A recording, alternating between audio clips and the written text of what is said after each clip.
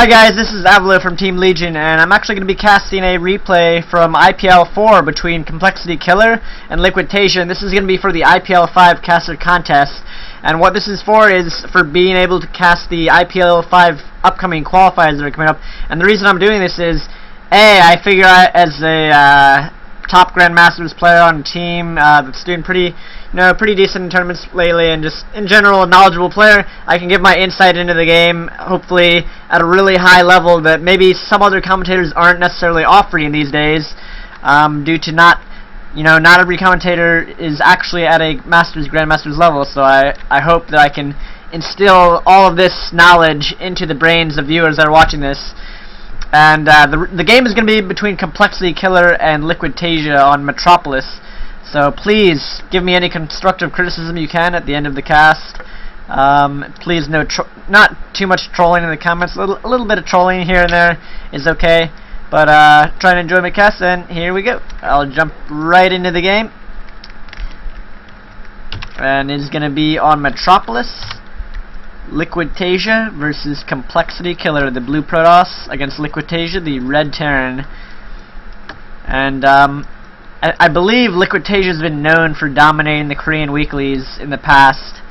Killer, I'm not too sure how well he's done lately. He's a pretty known player. But it'll be interesting to see what they do on this map. Nowadays, the TVP metagame and PvT metagame has shifted quite a bit from where it stood in the beta, where it stood a couple months ago, especially with the introduction of these large maps. You can see just how large Metropolis is. But nowadays, Protoss players are playing really defensive in PvT, really turtly, and they're going for those chrono boosted upgrades, trying to hit their 3-3 as soon as possible. So what I'm expecting we'll see out of both these players is some type of macro game on this map, because all-ins aren't going to be too... All-ins from the Terran on large maps are not going to be too powerful due to the huge distance. Protoss does have the leeway a little bit to be able to either play a macro game or go for an all-in due to the warp gate mechanic. On these large maps, it's sort of, you can sort of flip a coin, roll the dice, as some people say, and try and get a win. But I don't think they're going to go for that here. It looks like Killer is opening up with a standard 9 pylon into a 12 gate. And we have Taeja doing the same standard opening, 10 depot, 12 barracks. He's actually going for a gas, which surprises me, because this is Metropolis, and a lot of times what you will see on a large map like this in TVP is the gasless fast expand. So what I'm thinking is Taeja's either going to go for a 1-1-1 and use the cliff to try and do a bunker push with tanks, marines, something like that, or he's going to go for a cloak banshee. Could be either one of those. We'll have to see pretty soon what he does. You can see Killer is just trying to check the gas timing, check the barracks, make sure everything is normal. You always want to do that with your scout probe. And you see LiquidTaeja sending out his first scout here, and Killer just trying to be a little bit annoying with the probe. And he actually lays down a pylon right next to the barracks to block any add-ons, but it looks like Taeja is just getting out marines, vanilla marines. You can see the cybernetic score. Pretty standard build for Protoss. I think he won't build a Zealot here. A lot of Protosses nowadays are going with the Zealot and the Stalker to poke in to see if the Terran actually expanded or not. But ComplexityKiller knows that Taeja hasn't expanded, so he's actually just going to go probably for Stalker first, I would think, into an expansion.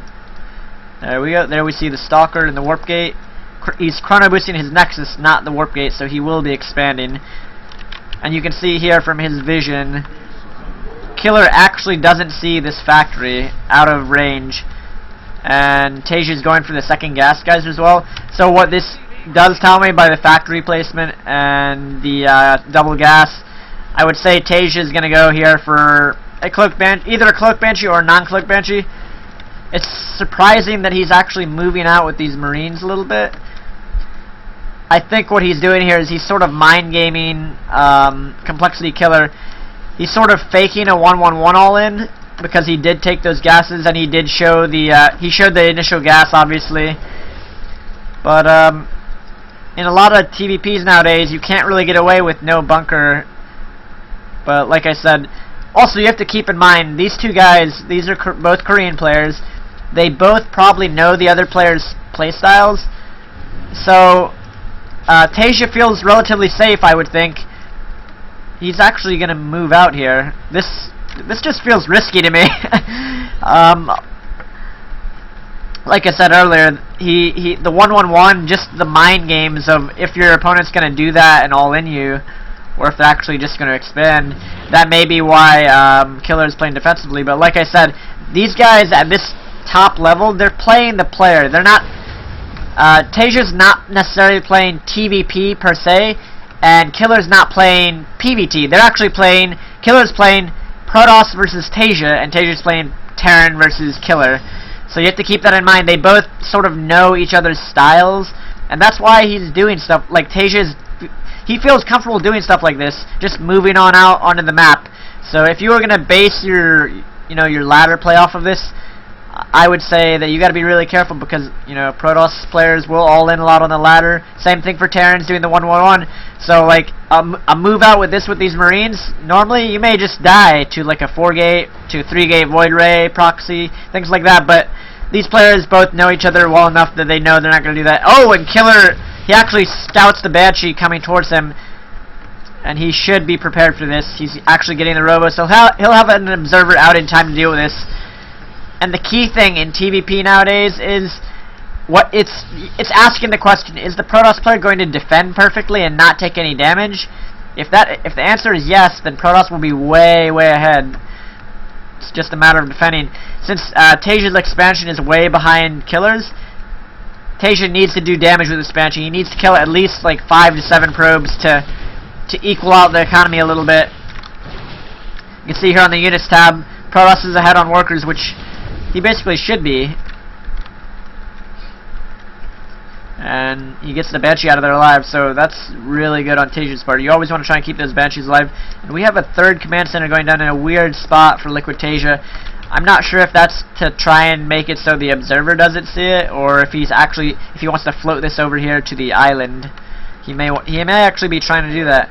Oh! Ow! Oh my gosh! He's killing 3 sentries. He does back off just in time. You notice how Taeja's keeping all of his Banshees alive. It's so important. If you're going to go for Banshees, you have to keep them alive. You need that map presence. Otherwise, Protoss is free to move across the map without threat of the Banshees coming in and killing probes. You can see in the workers killed tab, Taeja's killed 4 workers. That's not that many for investing in the Banshees so far. He needs to do a little more damage. Killer's fending off this Banshee fine, and Taeja's bringing in the second one. You can see that Taeja's sort of going into standard bioplay, and you can see he's building tanks, this is actually something that's popped up in the metagame just recently in Terran vs Protoss. When Terran players do go for this Cloak Banshee style of play, what they'll do is they'll make 3 siege tanks, just 3, not 2, not 4, just 3, and they'll actually research siege mode. And the reason behind this is, if Protoss, the Banshees are good for harass, but when you go Banshee harassment, you really don't have that many units to defend with, and so getting these 3 siege tanks out, I'm assuming he'll start another once he gets the gas for it, but getting these 3 tanks with siege mode allows you to fend off warp gate all-ins before you have your production going on your barracks production. So there should be another tank popping up there in a moment, and Killer is taking a 3rd base, which is perfectly fine to do in this situation. He knows that Taeja has that he went with the fast Banshees. He's already held off the Banshees. This is the situation every Protoss player wants to be in. He's taking a 3rd. He's held off the harassment. Essentially, the metagame nowadays is Protoss just wants to sit here and chrono boost their upgrades, and that's it. Just defend what Terran does, and you'll get ahead as the Protoss player. There used to be all these warp gate all-ins from Protosses, but they figured out just play a straight up macro game, defend, and you can actually have an advantage in the late game against Terran, to be honest. The warp gate mechanic allows that advantage. And the map distance. Essentially any huge map favors Protoss in terms of the warp gate. And looks like Taeja is coming in here with these Banshees. This is sort of unexpected for Killer. He didn't expect all 4 Banshees, let alone 4, to pop in one location at once. And you'll notice that they two-shot Stalkers. 2 volleys from 4 Banshees will basically two-shot a Stalker. So it's the perfect amount to harass with. Taeja must have been macroing back home. He's getting his upgrades. Still that 3rd orbital in his base. I don't know if Killer has seen that. Killer actually hasn't seen that 3rd orbital. That's pretty key. He can, at this point, he can assume that there's a 3rd orbital. Normally it would be right here, but Taeja's doing a little bit of mind games. He's finally floating it. It looks like he doesn't want to float it to the island. He's going to float it over to his 3rd. And the unit composition is going to... Killer is going into Colossus. Once again, he's not moving out. He's not attacking. He knows that Taeja... It's on Taeja, the Terran player, to do damage to the Protoss player, ComplexityKiller. As long as he sits here, chrono boosting upgrades, and just keeping his units alive, he won't die to anything, and that's exactly what you want to do as Protoss. Just not die to any Terran harass. It's up to the Terran to go do something. Terran has to go do something. You can see the Colossus count is now up to 2 for Killer. His map vision right now, it's decent. He has a Stalker near the Watchtower and Observer over here to try and spot for drops. And he has both Watchtowers essentially. And you can see LiquidTaeja, not that much vision around the map. He knows that Killer has the Watchtowers, but he's actually sent... Oh, he snipes an Observer with the Raven and the Vikings. He's actually sending out all of his air units to the top. He's probably practiced this sort of follow-up timing on the Banshees and the Raven and the Vikings to pick... These can pick off Observers, and then the Banshees will wreak havoc on anything else, while he hopefully attacks the 3rd base with this Bioforce here. And Killer already with the Templar tech. So once again, 3 base, 6 gas Protoss. He's just sitting here, chrono boosting his upgrades. That's the key thing. And you can see the point defense drone. Taeja's trying to do as much damage as he can. And Killer sees these forces moving up the center. But once again, Killer knows he just needs to get in a good spot here and defend, and he can take his 4th base. I'm assuming that once he hits 2-2 and Storm, he'll make a move out of the map, maybe somewhere towards the center. He's just waiting for those upgrades to finish, guys. That's about it. And he's actually still making probes right now. They're all rallied. He has full chrono boost, so he can actually, on his main nexus, he should actually be using that on his forges. I'm not sure why he's not using that. You can see here LiquidTaeja once again. Those 2 tanks. Those were only meant to hold off any warp gate all-ins. Aside from that, they serve almost no purpose in this play. They don't have upgrades, and we see Taeja is loading up for a drop. Killer is, he has nice pylon coverage. He's taking his 4th base. He sees the drop and all the Banshees and the Raven. He's bringing everything back. This would be an opportune time for Taeja to run across the map with some units. He actually just suiciding tanks away. This drop really did nothing.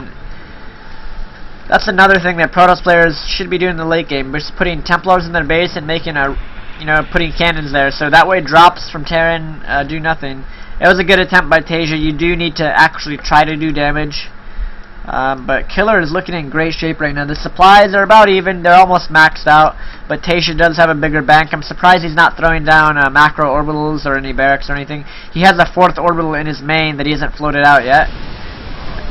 And here comes the engagement. Looks like Taeja just needs to run. He doesn't have any ghosts right now, and the storms are what's going to matter here.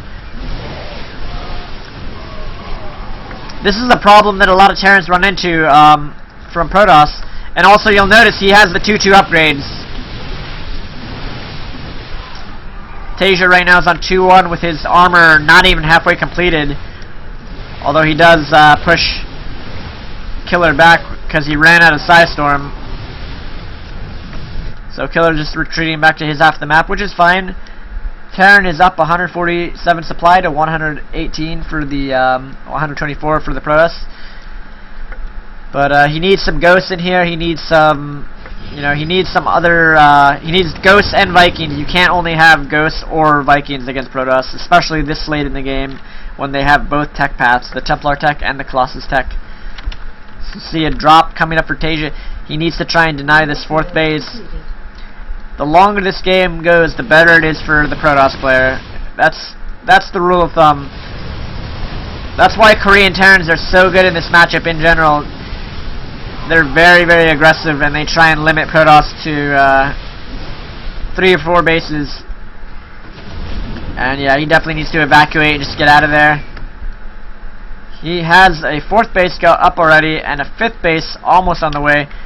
Killer actually has no idea about this. He's not sending out any more observers. He's just keeping this one here for patrolling. So once again, the supplies are evening back out. Killer is catching up, and his 3-3 is about to finish with more Colossus and Archons. These Templar, I would love to see him put in a Warp Prism. Protoss players don't do this enough, where they should actually just load these up into a Warp Prism.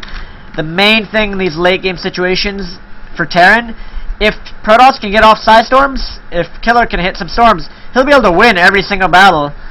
Terran has to EMP every single Templar. A couple storms can change the outcome of a game just instantly almost. Just like EMP can. So the way you prevent that as a Protoss in late game is speed Warp Prisms. You can see he has one on the production tab. Oh my god, is he gonna do it? Is he gonna do it, guys? Please do it. You can see it's these guys are just sort of jockeying for position in the middle of the map, but this army doesn't look too strong for Killer, even though he's maxed. He has 81 probes. But yeah, where's that Warp Prism? Warp Prism, Warp Prism. He's doing it! He's loading it up! Oh my gosh! Finally, please put it with your army. Put it with your army, Killer.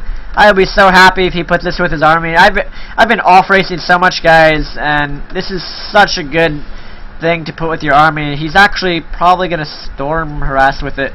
Storm drop. I don't know if that's the best idea. Just keeping with that with look at how vulnerable these are to EMP. They're clumped up. If these get EMP'd, the game is almost over. Like, he's gonna have a lot of trouble. So think about it. Just put these in a Warp Prism and then unload them. I think that's the next step in Protoss late game, is just loading those up in a Warp Prism. He's doing it, but he has the Warp Prism here. He can harass. See, Taeja's moving up the center of the map. He's actually scouting with an SCV. He sees the 4th base. He knows he's about to be on even bases with Killer. And a Storm Drop kills some mules. I don't know about that. I don't know how good that is. Where's Taeja's Templar? There they are. He has 4 Templars right now with about energy for about 8 storms. But if they get... Oh my god! No! They're going to get EMP'd. Not even one storm is going to go up. Oh my god. This battle is going to go in Taeja's favor. There's no storm. Without storm, he really can't win this fight. Yeah, this is looking like it could be game. Just not having storm. You need the storm. And this is... Oh my god. Look at the mineral count right now. You don't want to be in this situation as a Protoss player. Killer's probably kicking himself for not building at least like 5 or 6 more gateways.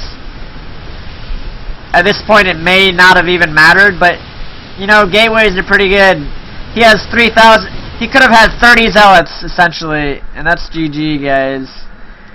That is a disappointing way to lose. He actually has 5, 6, 7, 8, 9 High Templar just sitting there. And yeah, 3,000 in the bank. This could have been a much closer game at the end here. You see the ghost production coming out. So yeah, let's actually rewind here for a moment and check. I believe Killer actually could have won this game. He had the right idea with the Warp Prisms. He has 4... This is actually at least 4 Psy Storms that could have been in the battle. And like I was saying earlier, these Templar here, when you don't have them in a Warp Prism and you have them with your army, if Terran EMPs every single one of them, Terran can win the battle. They can win that big 200-200 fight and come out ahead. If these are in a Warp Prism, there's no way Terran can win the fight ever. So let's actually just see what happened here. So he actually drops him out of the Warp Prism. He kills like 3 SCVs, and this is just insult to injury, to be honest. Like, he doesn't spread his Templar. He needed to spread all these out. He's just 1Aing his army. This is something that it's surprising to me that a lot of pros are still doing nowadays. They just have their army on one hotkey. They're just he actually has his Templar on a separate hotkey. He's just right-clicking them, I guess, and they're clumping up. But he could have definitely won this battle, or at least traded more evenly here. Because look at this, guys. Yes, he gets all of his Templar that are out here EMP'd. But he actually flies over Taeja's army with a Warp Prism full of Templar. You can imagine if he actually had energy on these and unloaded them, and had 1 Psy Storm, 2 Psy Storm, 3 Psy Storms, this battle would have gone way differently. All these units are already in the yellow from the stim pack, of course, and then he has the follow-up, just the Colossus and the Stalker. Now, can you imagine each of, like, he could. It's all about those Templar, protecting those Templar in any way you can. He should have built a second Warp Prism and put them inside of there. So that was a pretty good game by Taeja. Taeja actually macroed extremely well. He got onto 5 bases extremely quickly. So yeah. I'll be interested to see more of these guys' games and cast them. I am a little bit Terran biased, if you'll notice. But yeah, it all came down to EMPing those Templar. That was the huge thing here. And this Warp Prism actually did nothing. If he had it with his army, this would have gone differently. So, thank you for watching, guys. I will be casting a couple more replays, I believe. So yeah, definitely tune in. Leave comments in the comment section if you like the cast, if you dislike it, any criticism, especially on the sound levels. I haven't adjusted those properly yet, but yeah. So peace out, guys. Thanks for watching. Peace.